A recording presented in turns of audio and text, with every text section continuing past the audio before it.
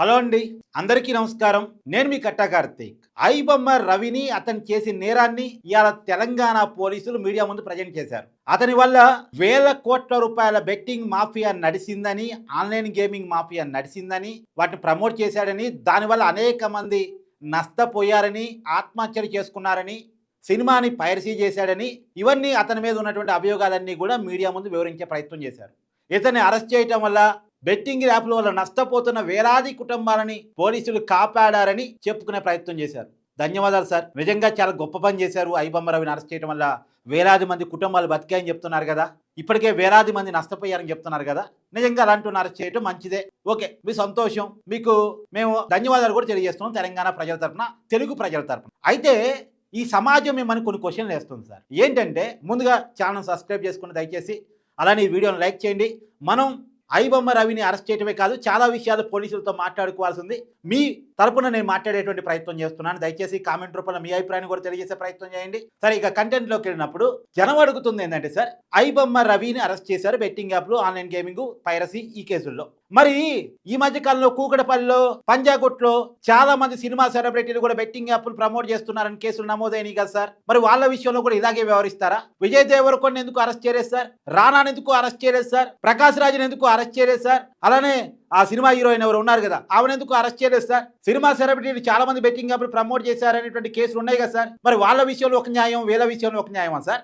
నిజానికి ఐబొమ్మ వెబ్సైట్ చూసి ఎంతమంది ఆన్లైన్ బెట్టింగ్స్లో పాల్గొంటారు? సినిమా సెలబ్రిటీ చెప్పాడు కదా అని చెప్పేసి ఎంతమంది గేమింగ్లో, ఆన్లైన్ బెట్టింగ్లో పాల్గొంటారు? ఐబొమ్మ వెబ్సైట్ వల్ల ఎక్కువ మంది ప్రభావితం అవుతారా, సెలబ్రిటీ వల్ల ఎక్కువ మంది ప్రభావితం అవుతారా? క్లియర్గా చెప్పే ప్రయత్నం చేస్తున్నా. ఒకవైపు విజయ్ దేవరకొండ ప్రమోట్ చేస్తాడు, ఈ ఆన్లైన్ బెట్టింగ్లో పాల్గొంటే డబ్బులు వస్తాయి, ఈ గేమింగ్ ఆడితే డబ్బులు వస్తాయని ప్రమోట్ చేశారు అనుకుందాం. అదే క్రమంలో ఐబొమ్మ వెబ్సైట్లో కూడా ప్రమోట్ చేశారు అనుకుందాం. ఈ ఐబొమ్మ వెబ్సైట్లు చెప్పడం వల్ల ఎక్కువ మంది ప్రభావితం అవుతారా? సినిమా హీరో అయినటువంటి విజయ్ దేవరకొండ చెప్పడం వల్ల ఎక్కువ మంది ప్రభావితం అవుతారా? ఖచ్చితంగా విజయ్ దేవరకొండ, ప్రకాష్ రాజ్, రానానో వీళ్ళు చెప్పడం వల్ల ఎక్కువ మంది ప్రభావితం అవుతారు. ఐబొమ్మ వెబ్సైట్ క్రియేట్ చేసే నష్టం కంటే కూడా ఈ సెలబ్రిటీని ప్రమోట్ చేయడం వల్ల జరిగే నష్టం ఎక్కువ. ఐబొమ్మ రవి వల్ల వేలాది మంది ఆత్మహత్య చేసుకోవడం నిజమై ఉంటే, ఈ సెలబ్రిటీల వల్ల లక్షలాది మంది ఆత్మహత్యలు చేసుకుని ఉండాలి, రెట్టింపు సంఖ్య ఖచ్చితంగా. మరి ఈ సెలబ్రిటీలను ఎందుకు అరెస్ట్ చేయలేదేంటి సార్? మరి ఈ సెలబ్రిటీలను ఎందుకో సంఖ్య లేదేంటి సార్? మరి ఈ సెలబ్రిటీలను ఎందుకో రిమాండ్లో పంపలేదేంటి సార్? మరి ఈ సెలబ్రిటీని ఎందుకో కస్టడీలో తీసుకోలేదేంటి సార్? మరి ఏంటి అంటే, సెలబ్రిటీకి ఒక రూల్ ఉంటుంది, సామాన్యుడికి ఒక రూల్ ఉంటుందా? అంటే చట్టం మాకు తెలియక అడుగుతున్నాం మేము సామాన్యుడిగా. చెప్పండి సార్. ఇంకోటి కూడా సరే, ఇది కూడా పక్కన పెట్టేద్దాం సార్. 4 సంవత్సరాల క్రితం చాలా మంది సినిమా సెలబ్రిటీల మీద డ్రగ్స్ కేసులు నమోదైనవి. ప్రముఖ డైరెక్టర్ పూరి జగన్నాథ్ మీద, చార్మి మీద, ఇంకెవరెవరో రవితేజ మీద, ఇంకా చాలా మంది మీద అప్పట్లో ఆరోపణలు నిలబడ్డాయి. విచారణ కూడా పిలిచారు. మరి ఏమైంది సార్ ఆ కేసు? వారు డ్రగ్స్ తీసుకున్నారా, తీసుకోలేదా? తీసుకుంటే చర్యలు వేయి సార్. మరి వాళ్ళ సంఖ్య లేదేంటి సార్? వాళ్ళని కోర్టు ముందు ప్రొడ్యూస్ చేయలేదేంటి సార్? వాళ్ళని రిమాండ్కి పంపలేదేంటి సార్? వాళ్ళని కస్టడీలో తీసుకొని విచారించలేదేంటి సార్? ఎందుకు వాళ్ళని వదిలేశారు సార్? ఆ కేసు ఏమైంది సార్ అసలు? సజ్జనారి గారు, మీరు సినిమా ఇండస్ట్రీకి సంబంధించినటువంటి చిరంజీవి గారిని, తర్వాత నాగార్జున గారిని, తర్వాత ఎవరు రాజమౌళి గారిని, వీళ్ళందరినీ పక్కన పెట్టుకొని ప్రెస్ మీట్ పెట్టారు కదా, మళ్ళా పిలవండి సార్ వాళ్ళని. మళ్ళా పిలిచి సినిమా ఇండస్ట్రీలో ఎంతమంది బెట్టింగ్ యాప్లు ప్రమోట్ చేశారు, ఎంతమంది ఆన్లైన్ బెట్టింగ్ ప్రమోట్ చేశారు, గేమింగ్ యాప్లు ప్రమోట్ చేశారు, ఎంతమంది డ్రగ్స్ కేసులో ఇరుక్కున్నారు, వాళ్ళందరి లిస్టు కూడా వాళ్ళని పక్కన పెట్టుకుని చదవండి సార్. వాళ్ళందరినీ కూడా అంతే అరెస్ట్ చేయండి సార్. వాళ్ళందరినీ కూడా అంతే జైల్లో పెట్టండి సార్. ఇది సమాజం అడుగుతుంది.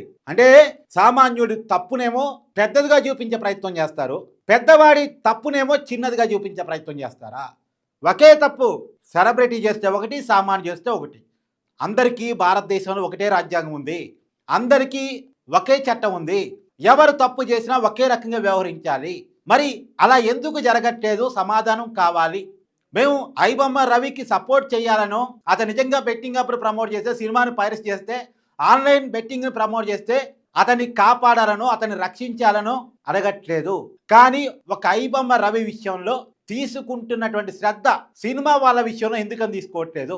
సినిమా టికెట్ రేట్లు పెంచి విపరీతంగా దండుకోవటం వల్ల జనాలు ఐబొమ్మలకు అలవాటయ్యారు, మూవీ రూల్స్కి అలవాటయ్యారు. ఇది నిజం, ఇది నిజం.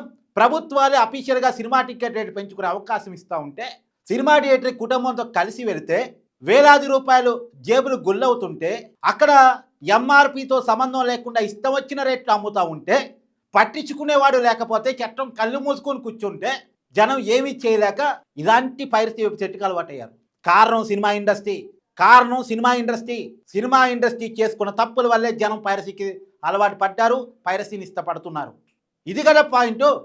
ఇది పోలీసులకి కనపడట్లేదా, వాళ్ళ చెవులకి వినపడట్లేదా? సినిమా ఇండస్ట్రీ వాళ్ళకి జనాలు ఎంత వెటకారం అయ్యారు అంటే, ఆ శివాజీ నవదీప్ కూర్చొని మాట్లాడుతూ ఉంటారు. నవదీప్ కూడా నీతులు చెప్పేవాడు అయ్యాడు. మన కర్మ, ఆయన డ్రగ్స్ కేసులు ఇరుక్కున్నాడు. అలాంటి వాళ్ళు కూడా నీతులు చెప్తున్నారు మనకి. ఏమంటారు వాళ్ళు?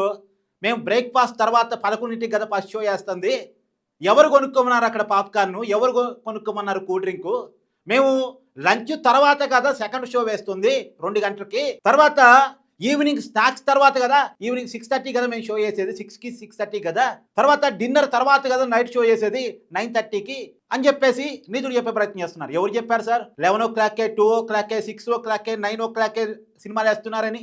ఉదయం 6:30 నుంచి వేస్తున్నారు. ఇష్టం వచ్చిన షోలు వేస్తున్నారు మల్టీప్లెక్స్లో. మీకు తెలీదా? తెలిసి మరి అడ్డగోలుగా మాట్లాడే ప్రయత్నం చేస్తున్నారా? మిడ్ నైట్ షోలు వేస్తున్నారు. సినిమా రిలీజ్ అయినప్పుడు బెనిఫిట్ షోలు, ప్రీమియర్ షోలు పేరు పెట్టి మిడ్ నైట్ షోలు వేస్తున్నారు. టైము పాడుందా సినిమాలకి? కదా ఇష్టం వచ్చినప్పుడు షోలు వేస్తున్నారు. అడ్డగోలుగా షోలు వేస్తున్నారు మల్టీప్లెక్స్లో. పర్మిషన్ తీసుకున్న దానికంటే కూడా ఎక్కువ వేస్తున్నారు. అవునా కాదా? ఇవాళ వీరు నీతులు చెప్తారు. అయితే పాప్కార్న్ ఎవడు కొనమన్నాడు, కూల్ డ్రింక్ ఎవడు కొనమన్నాడు అంటే జనాలంతే ఇంత పిచ్చేవాళ్ళని వాళ్ళ అర్థం. ఇప్పుడు పిల్లలతో కలిసి వెళ్తామండి, పిల్లలు మారం చేస్తారు, కొనాల్సి వచ్చింది అంటే అందులో ఉన్న టైం పాడు లేకుండా పోయేటువంటి షోలైని తప్పని పరిస్థితులు. అంటే మేము అడ్డగోలుగా అమ్మేస్తాము, మేము అడ్డగోలుగా టికెట్ రేట్ పెంచుతాము, మేము చూడమని చెప్పామా, మేము కొనమని చెప్పామా? ఈ అడ్డగోలు వాదన చేస్తున్నారు సినిమా ఇండస్ట్రీ వాళ్ళు. ఇప్పుడు కొనొద్దని చెప్తున్నారు కదా.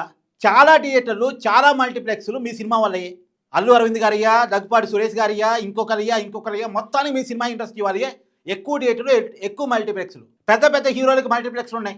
మహేష్ బాబుకో మల్టీప్లెక్స్ ఉంది, అల్లు అర్జున్కో మల్టీప్లెక్స్ ఉంది, రవితేజకో మల్టీప్లెక్స్ ఉంది, పెద్ద హీరోలకు మల్టీప్లెక్స్ ఉంది. దాంట్లో ఎలో చేయకండి ఇట ఫుడ్ ఐటమ్స్ రేట్లు పెంచి జనాలని దోచుకునేటువంటి ఫుడ్ ఐటమ్స్కి ఎలో చేయకండి. అసలు మీరే ఎలో చేస్తారు, మీరే అమ్ముతారు. కొనమన్నామా అని మళ్ళీ జనాన్ని ప్రశ్నిస్తారు. ఇందుకు కాదు జనాలు పైరసీకి అలవాటు పడుతుంది. ఇక అంటే మీరు జనాలకి ఇక తినరా అండి, ఏం కొనుక్కోకని చెప్తున్నారు కదా. ఓ పని చేయండి, మరి రేట్లు అందరికి కూడా వాళ్ళు ఫుడ్ ఐటమ్స్ ఇంటికా నుంచి తెచ్చుకుంటారు, ఎలో చేయండి అని చెప్పండి. ఎలో చేయట్లేదు సెక్యూరిటీ వాళ్ళు, మరి అదనే చెప్పండి. మరి ఫుడ్ ఐటమ్స్ ఇంట్లో నుంచే లంచ్ తెచ్చుకుంటారు, ఇంట్లో నుంచే టిఫిన్ తెచ్చుకుంటారు, ఇంట్లో నుంచే స్నాక్స్ తెచ్చుకుంటారు, బయట పాప్కార్న్ కొనుక్కొని తెచ్చుకుంటారు. 10 రూపాయలు దొరికే చోట 20 రూపాయలు. ఎలో చేయమని చెప్పండి. ఫుడ్ ఐటమ్స్ బయట నుంచి తెచ్చుకునేదాన్ని ఎలో చేయమని చెప్పండి. బయట ఫుడ్ ఐటమ్స్ ఎలో చేయం సార్ అంటారు. అంటే జనాలంటే ఎర్రోళ్ళు అనుకున్నారా, జనాలంటే పిచ్చోళ్ళు అనుకున్నారా? అందుకు కాదు జనాలు పైరసీకి అలవాటు పడుతుంది. ఏది ఏమైనా సినిమా ఇండస్ట్రీ వాళ్ళు మారకుండా, వాళ్ళ మీద ఉన్న కేసుల్లో పోలీసులు చర్యలు తీసుకోకుండా, జనాలకి నీతులు చెప్పి సామాన్యుని హింసించి, అందుకనే ఐబొమ్మ రవికి మద్దతు తెలుపుతూ ఉంది సమాజం.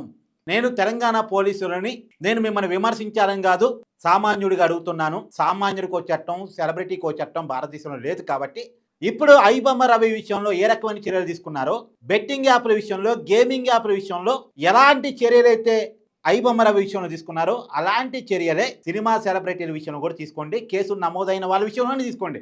అందరి విషయంలో నేను అంటలే. ఎవరెవరి మీద అయితే ఎఫ్ఐఆర్ బుక్ అయిందో, ఎవరెవరి మీద అయితే కంప్లైంట్ వచ్చిందో వాళ్ళ మీద తీసుకోండి చాలు. సజ్జనార్ గారు, సామాన్యుడి ఆవేదన వినపడుతుందా?